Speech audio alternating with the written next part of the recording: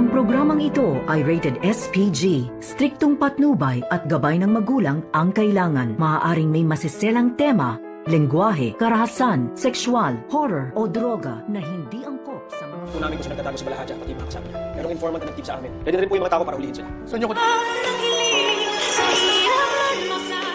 Narito na nga ang ating pakabangan ngayong Sabado sa abot kamay na pangarap.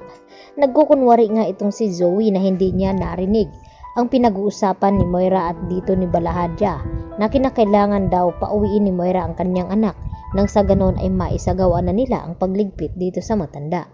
At dito naman nakiusap itong si Zoe dito kay Doc Carlos na iiwan mo na itong medical kit nang sa ganon ay magamot ni Zoe ang kanyang lolo Pepe. At dito nga na nagkausap ang dalawa na si Pepe at itong si Zoe.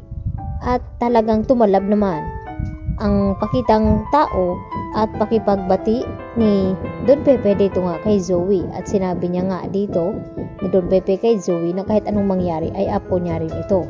At siguraduhin niya na hindi ito madadamay itong si Zoe. Kaya nagulat naman ito si Don Pepe nang sabihin nga dito ni Zoe. Natutulungan niya nga itong si Don Pepe na makatakas dito kina Moira at Balahadja.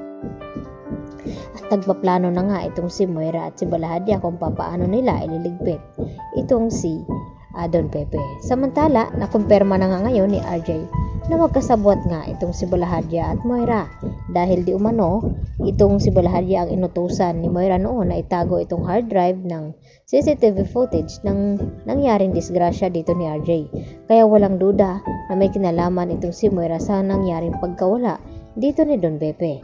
Kaya agad naman na inaksyonan at pinakilos ng mga kapulisan ang mga tauhan nito nang sa ganon ay malaman nila kung saan nagtatago itong si Balahadja at ng kanyang mga grupo dahil may sarili daw pala itong tauhan. At isa dito itong si Moira. At dito na nga nakumpirma ng mga pulis kung saan daw nagtatago ang hideout dito ni Balahadja at ng kanyang mga kasama.